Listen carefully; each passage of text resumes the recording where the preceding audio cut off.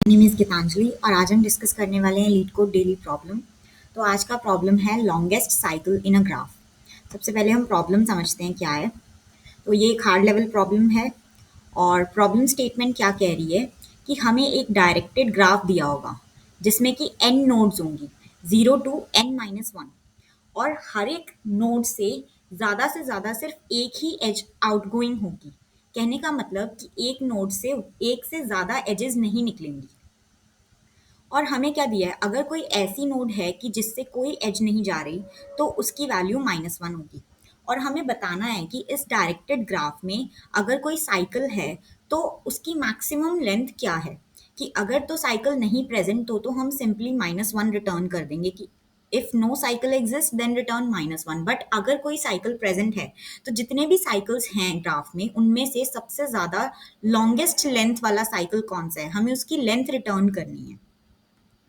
एक sample test case से समझते हैं। फॉर एग्जाम्पल हमें ये ग्राफ दिया है, तो इस ग्राफ में हमें बताना है कि अगर साइकिल प्रेजेंट है तो उसकी लॉन्गेस्ट लेंथ क्या है। तो हमने अगर ग्राफ ऑब्जर्व किया तो हमने देखा कि एक ही साइकिल प्रेजेंट है ग्राफ में, 3 से 2, 2 से 4 एंड 4 से 3, ये साइकिल। और इसकी लेंथ क्या है, 3। तो हमने आउटपुट में 3 रिटर्न कर दिया बेसिकली।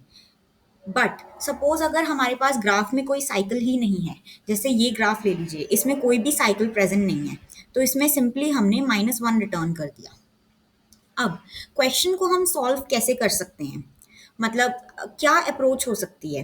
तो बेसिकली हम क्या कोशिश करेंगे कि हम हर एक नोड से ट्रेवर्स करना शुरू करेंगे और चेक करेंगे क्या उस नोड से जाते हुए कोई साइकिल आ रहा है उसके पाथ में। हम ऐसा क्यों कर रहे हैं कि हर एक नोड से हम ट्रेवर्स करके देख रहे हैं।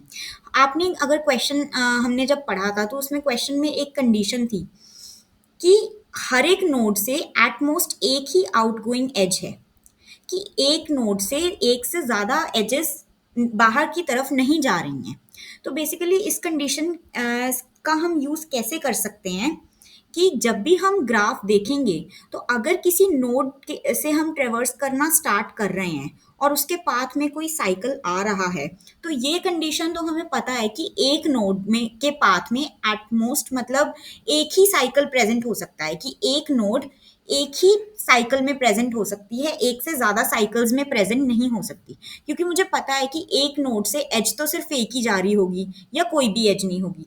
तो बेसिकली अगर कोई साइकिल आया और उस साइकिल के अंदर कुछ नोड्स हैं, मतलब वो साइकिल किसी नोड्स को मिलकर बना हुआ है, तो वो नोड्स किसी और साइकिल में नहीं आ रही होंगी, वो सिर्फ उसी साइकिल में प्रेजेंट होंगी। तो बेसिकली ये हम एश्योर कर सकते हैं क्योंकि हमें ये क्वेश्चन में कंडीशन गिवन है। तो बेसिकली हम क्वेश्चन को कैसे अप्रोच करेंगे, मैं एक अनऑर्डर्ड मैप का यूज़ करूंगी जिसमें मैं स्टोर करूंगी हर एक सोर्स नोड और उस सोर्स नोड से डिस्टेंस क्या है वो। तो बेसिकली मैं हर एक नोड से डीएफएस लगाना शुरू करूंगी, या कह सकते हैं मैं हर एक नोड से ट्रेवर्स करना शुरू करूंगी बाकी नोड्स तक। सबसे पहले मैंने 0th नोड से स्टार्ट किया, उससे पहले मैंने मैप बना लिया और मैप में मेरे पास इस ग्राफ में 5 नोड्स हैं, तो मैंने 5 साइज का मैप बनाया और सब में -1, यानी पेयर स्टोर कर लिया। पेयर में जो फर्स्ट वैल्यू होगी वो तो ये होगी कि मेरी पहली नोड जिससे मैं ट्रेवर्स करना स्टार्ट कर रही हूँ, यानी कि सोर्स नोड, वो उससे इस वाली नोड तक का डिस्टेंस जो यहाँ पर मेरी नोड प्रेजेंट है, उन दोनों के बीच में जो डिस्टेंस है वो होगा पेयर का पहला पार्ट, और दूसरे पार्ट में जो बेसिकली जिस नोड पे करंटली हम हैं वो नोड। तो अब देखते हैं कि हम 0 से ट्रेवर्स करना स्टार्ट करते हैं। सबसे पहले तो मैं 0 पर आई और 0 पे मैंने चेक किया कि मैप में मेरी क्या वैल्यू है, तो मैंने देखा कि -1, है। इसका मतलब मैं 0 पे पहले कभी ट्रेवर्स नहीं कर चुकी हूँ, तो इस वजह से मैं इसे हटा दूंगी। और अभी मैं प्रेजेंटली किस पे हूँ, 0 पे हूँ, और करंट डिस्टेंस भी मेरा कितना है, 0, तो मैं 0, 0 स्टोर कर दूंगी इसमें। अब बेसिकली मैं 0 से नेक्स्ट नोड पे आई, ये मुझे एजेस जो एरे गिवन होगा उसमें ये इन्फॉर्मेशन होगी कि मैं 0 से नेक्स्ट कौन सी वाली नोड पे जा सकती हूँ। तो मैंने 0 से ट्रेवर्स करके 3 पर आई। अब मैंने मैप में चेक किया क्या मैं 3 पर पहले कभी आ चुकी हूँ, क्योंकि हर एक नोड सिर्फ एक ही साइकिल में प्रेजेंट हो सकती है। तो अगर मैं पहले कभी इस नोड को ट्रेवर्स कर चुकी होंगी तो मतलब इसके कॉरेस्पॉन्डिंग जो भी साइकिल होगा मैं उसकी लेंथ भी कंसिडर पहले ही कर चुकी होंगी, तो इस वजह से मैं इसे दोबारा नहीं देखूंगी। बट मैंने देखा कि इसकी वैल्यू तो -1, -1 है, तो अब मैंने इसे भी अपडेट कर दिया। अब करंट डिस्टेंस पहले 0 था, 0 से 0 का ही डिस्टेंस कितना होगा, 0। तो अब मैंने डिस्टेंस को 1 से इंक्रीमेंट कर दिया और डिस्टेंस मेरा हो गया 1, और करंट नोड मेरी कौन सी हो गई, जो कि सोर्स नोड है, वो है 0। तो बेसिकली मेरे पास ये पेयर बन गया। अब मैं नेक्स्ट नोड चेक करती हूँ 3 से कौन सी आ रही है। तो 3 से नेक्स्ट नोड मेरे पास आ रही है 2। अब मैंने 2 चेक किया, क्या मैं 2 पहले कभी ट्रेवर्स कर चुकी हूँ? तो मैंने देखा कि वैल्यू तो -1, -1 है, तो इसका मतलब मैंने 2 को पहले कभी ट्रेवर्स नहीं किया। अब मेरा डिस्टेंस इंक्रीमेंट होके कितना बन गया, 2, और सोर्स नोड स्टिल कौन सी है, 0, क्योंकि मैं अभी भी 0 के पाथ में ही हूँ, मेरा पाथ अभी टर्मिनेट नहीं हुआ है। तो ये बन गया 2, 0। अब 2 से मैं कौन सी नोड पे जा सकती हूँ, 2 से मैं 4 पे जा सकती हूँ। तो मैंने 4 चेक किया, तो मैंने 4 के वैल्यूज भी अपडेट कर दी। तो 4 की वैल्यूज अपडेट होकर क्या हो गई मेरे पास, 3, 0। 3, 0 क्यों, क्योंकि डिस्टेंस 1 से इंक्रीमेंट हो गया, कि 0 से 3 तक पाथ का क्या डिस्टेंस है, 3, और कहाँ से मैंने पाथ शुरू किए, सोर्स क्या है मेरा, 0। तो कॉमा वो हो गया। अब मैंने देखा 4 से मैं कहाँ ट्रेवर्स कर सकती हूँ, 3 पे। तो 4 से जब मैं 3 पे ट्रेवर्स करूंगी, तो मैंने 3 पे चेक किया, क्या 3 मैं पहले कभी ट्रेवर्स कर चुकी हूँ? तो मैंने देखा कि 3 पे तो मेरी वैल्यू ऑलरेडी अपडेटेड है, -1 नहीं है। इसका मतलब 3 मैं पहले भी ट्रेवर्स कर चुकी हूँ और मेरा एक साइकिल बन रहा है। अब साइकिल बन रहा है, ये कैसे मैं एश्योर करूंगी, सोर्स से। क्योंकि इस वक्त मैं जो पाथ ट्रेवर्स कर रही हूँ वो मेरा 0 से स्टार्ट किया हुआ पाथ है, और जब मैंने अपडेटेड वैल्यू देखी तो मेरा पुराना सोर्स भी 0 ही था।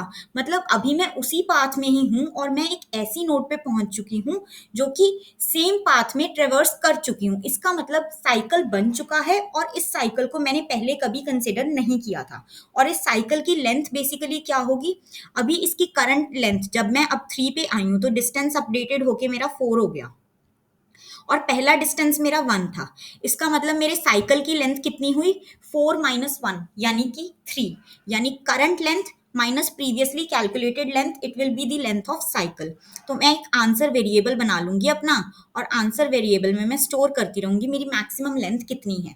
तो बेसिकली एक साइकिल मेरा कंप्लीट हो गया, और यहीं पर मैं 0 वाला जो पाथ स्टार्ट किया हुआ था उसे एंड कर दूंगी। तो मेरे पास आंसर में जो वैल्यू आ गई वो स्टोर हो गई 3। अब बेसिकली 0 वाला पाथ मेरा ट्रेवर्स हो चुका है। अब मैं 1 से स्टार्ट करूंगी पाथ को ट्रेवर्स करना।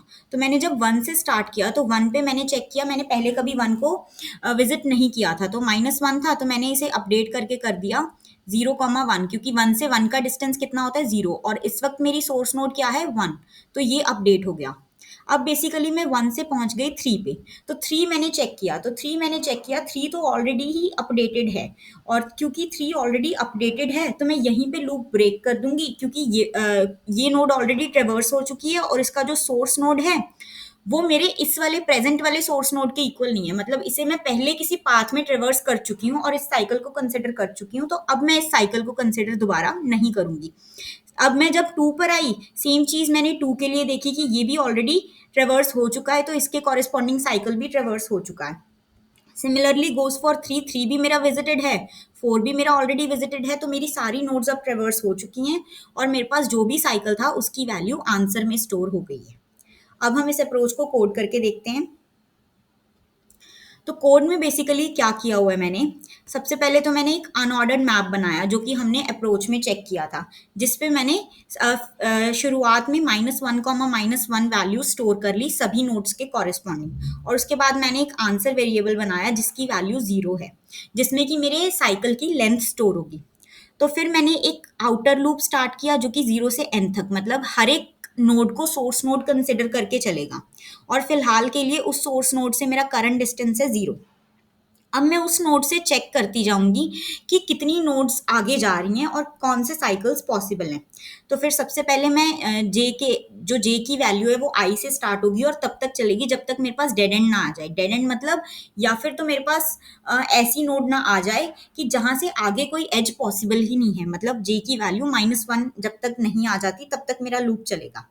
और फिर मैंने जिस नोड पे मैं प्रेजेंटली हूँ मैंने उसमें मैप की वैल्यू चेक की, क्या वो -1 तो नहीं है। अगर वो -1 है तो मैं उस वैल्यू को अपडेट कर दूंगी, बट अगर वो -1 नहीं है मतलब उसे मैं पहले भी कभी ट्रेवर्स कर चुकी हूँ, तो फिर मैं क्या करूंगी, आंसर में जो भी लूप बन रहा होगा, अगर तो सेम सोर्स मतलब मैं उसी पाथ में हूँ जो कि पाथ चल रहा था मेरा सेम सोर्स नोड वाला, तो मैं आंसर वेरिएबल को अपडेट कर दूंगी current distance minus previous distance से, जिससे कि मेरे पास जो साइकिल है उसकी लेंथ आ जाएगी।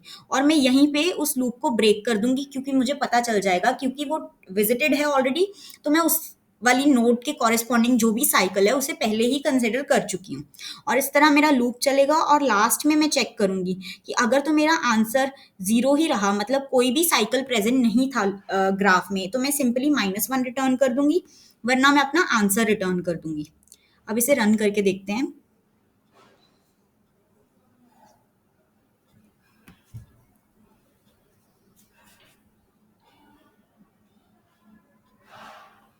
Thank you guys.